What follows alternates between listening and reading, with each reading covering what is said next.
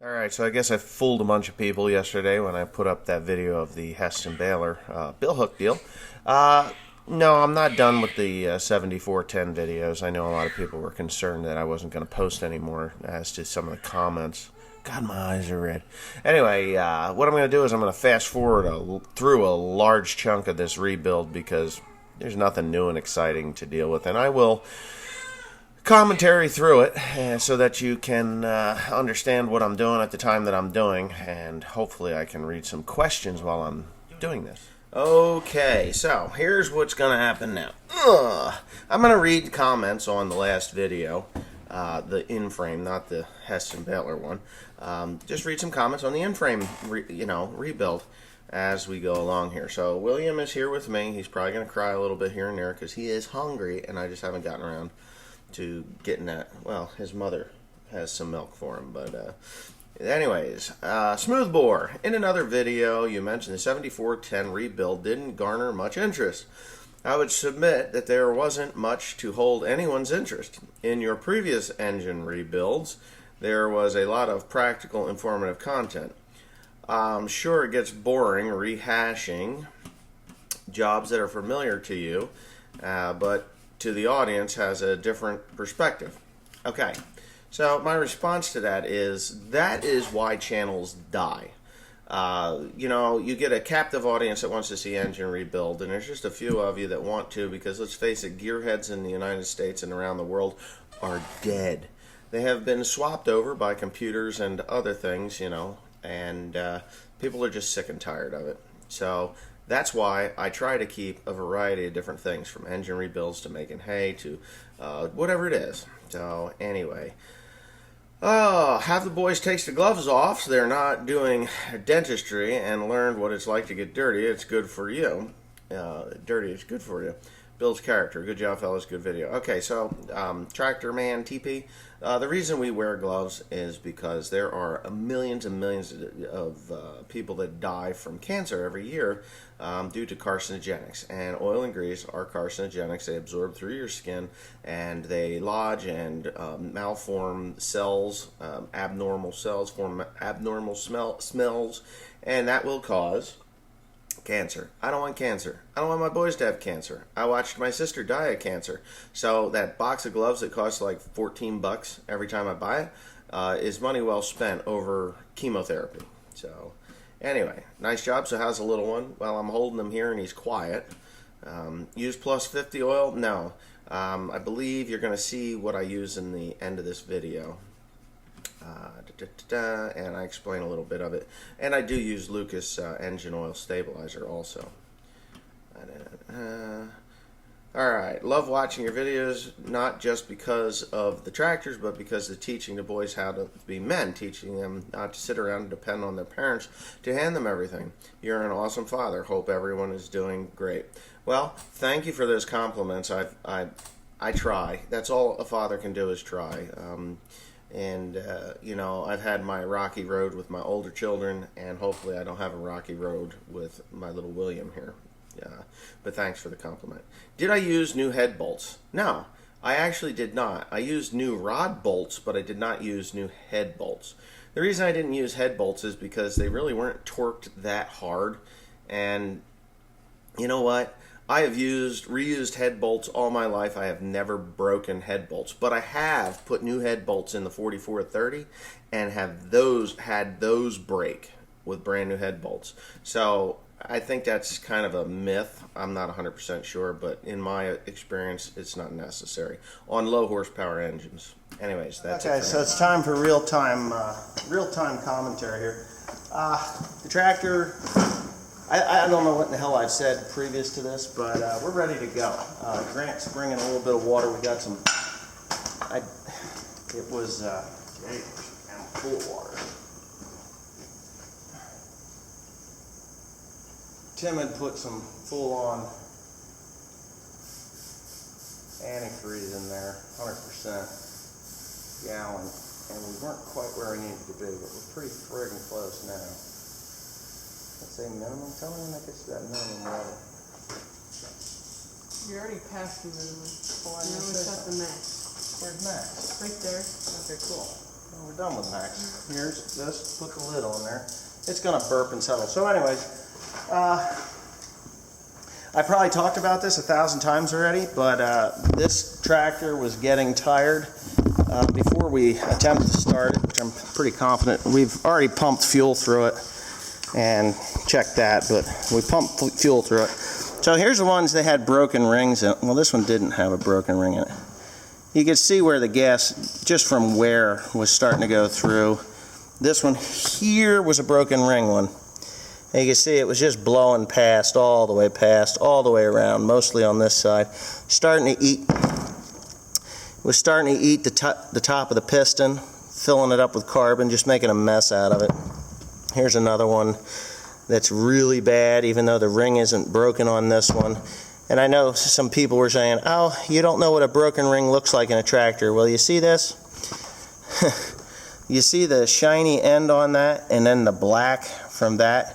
Tell me that piston wasn't broken, or that ring wasn't broken for a while. Where's another one? Here's another one. Look at that. Same thing.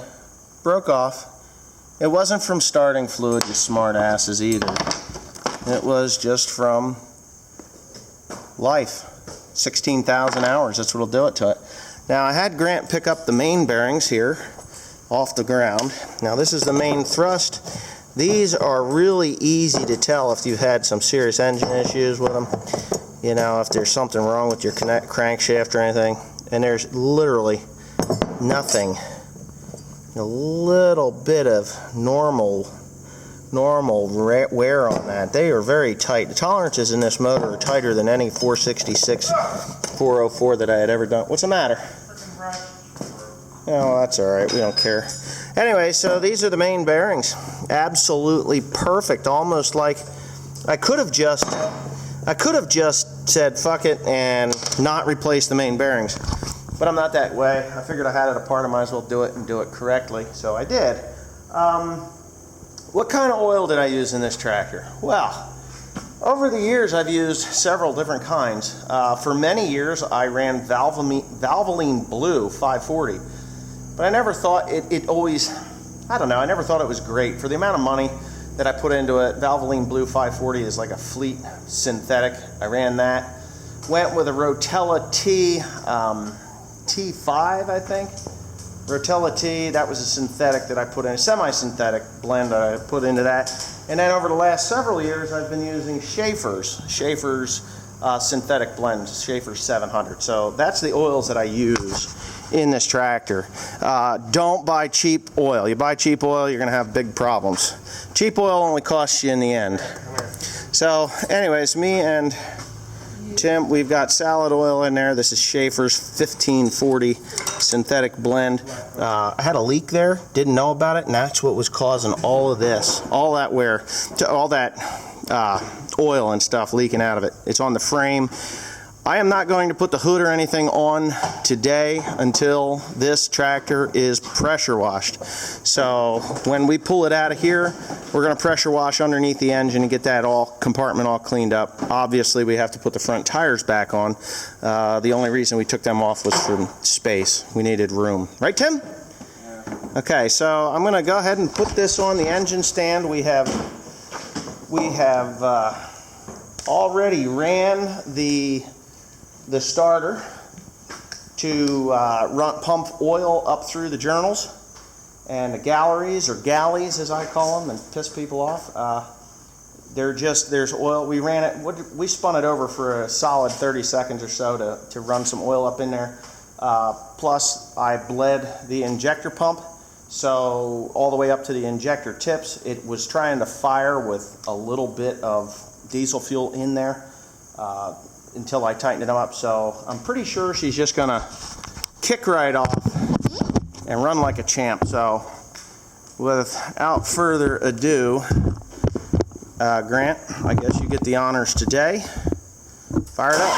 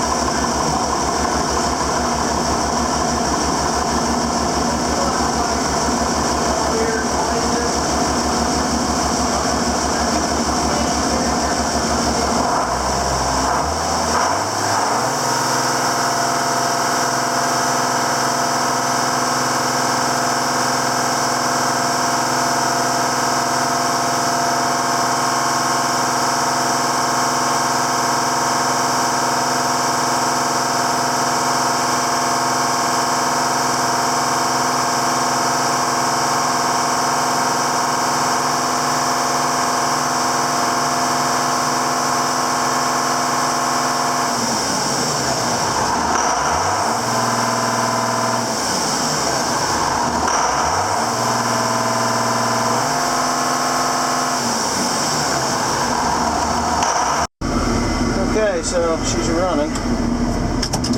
Get that far. We'll just go like so. She sounds good. She sounds good. We'll take her down the infamous hill, and that'll be the end of that. We need to really hook it to something heavy. And we're off. Yeah, you can tell the difference. Aunt Beth and Aunt Madeline.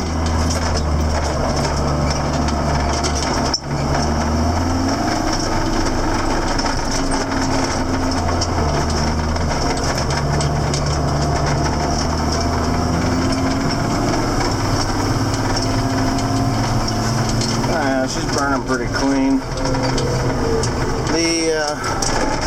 The last time I drove it, it couldn't get up the hill without me downshifting to like D1. So even though that engine's tight, it should have a lot more power than it did have. There is absolutely no blow-by at this point. Tractor feels weird without that front end loader on it. And the window is covered with grease. It's got to be cleaned before we do too much. But there it is. All back together. We started this endeavor, tore the engine down yesterday, put it back together about 90% last night, and then we did all the tedious work this afternoon. I didn't get to the farm until about 1 o'clock. Timothy had done some small things, you know, not a lot, just some small things. And yeah, just coming up the hill last time, I had to downshift all the way down to 1, and I'm not downshifting at all. No, she's back up to full snot, which is good, which is really good. Get some air through here. We should be up to temperature, which we are. We're in the green, where it belongs, and that's that. She's good. I can hear the turbo running a little better and cleaner. Well, sounds good to me. You look dirty. You look tired too. You look like you're dirty and tired. You turdy-dired old man. Look at this. Look at this. He's been on his back. You need to go soak in the tub. So it is done. The only thing we need to do now is, oh well, I'm going to pull the dipstick. The dipstick. It's not leaking, which is great because I brazed that. So I'll pull the dipstick out, and you're not going to be able to see any oil on it because it looks like salad oil, which this engine has been notoriously spotless. Just plain spotless. Came up the hill, obviously you saw that, but it came up the hill in high gear. I didn't have to downshift at all, so that is nice. It's really nice when you can do that. I know that we've been struggling with this tractor for, I don't know, for about 6 months. It started drinking a little bit of oil, and because I use a synthetic blend, it's like, well, it does have a few hours onto it. Uh-oh. Hold on, I got this new Zello app. What'd you say, babe? Shoot before you get home. Finishing up a video, and I'll be home. Love you, bye. Yeah, that is the coolest thing, Zello. So, anyways, I know there's a lot of people that have said, oh, retire that piece of shit, and why don't you wash your tractor? This is from calcium chloride and, what do you call it? Yeah, nitrogen fertilizer. This tractor was used on the sprayer for many, many years, and the, liquid nitrogen on the tires splashes up, gets on there, rots them out. And you also have to understand, this tractor's 21 years old. It is no spring chicken. It's no slouch either. I mean, this thing runs every single day, on and off, back and forth, up and down. It just does its thing. And it does it well. It doesn't miss a beat. It just does what it does. It's 7410. If I could get another one of these tractors for a reasonable amount of money, I would totally do it. Actually, I would find a two-wheel drive one and put my front-wheel drive unit under it, because all the guts are there for it. You just got to put it in. Quite modular design. But this tractor has just been phenomenal. Really has. I bought it in 2005. Had, I don't know, 6,800 hours on it or something. I don't even know. But now, and we've put 10,000 hours on it since. And yeah, about 10,000 hours we've put on it in that time. And they're not easy hours, back and forth, back and forth. Loader tractors get the shit kicked out of them on a daily basis, and that's really what happened to this thing. But really easy to overhaul. If you want to know what it costs to overhaul it, it was simple. Even with the gasket kit, John Deere's going to cost a lot of money, but with the gasket kit, and I used all the gaskets that I needed. I have some left over here, obviously, these little bits and pieces that are left over. You know, I had this gasket from John Deere, and I bought this gasket. This is a valve cover gasket, silicone, and this one here is for the pan, which I will save these things. I'm going to put them all in here. This is for the turbocharger, because I didn't need the turbocharger. This is thermostats, which I didn't need because I had just done that job. This was for the turbocharger return line, which I did fix, put that back together, which worked good. But yeah, I have all the extra parts and pieces, so there it is. That's what's left.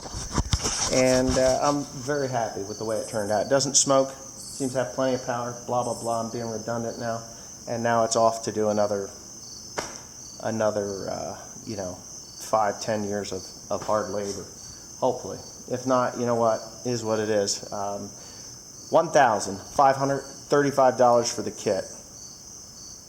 2 days. 2 days and a couple of hours to do the work to that tractor. Today was kind of lackluster. Yesterday was, I don't know, you know, when I say, I'm going to say 16 hours, we did it in 16 hours. And that was it. In and out, done, fixed, ready to go. But with that being said, I'm going home to eat because I am hungry. Only ate a chicken sandwich today. Wow, that's hot.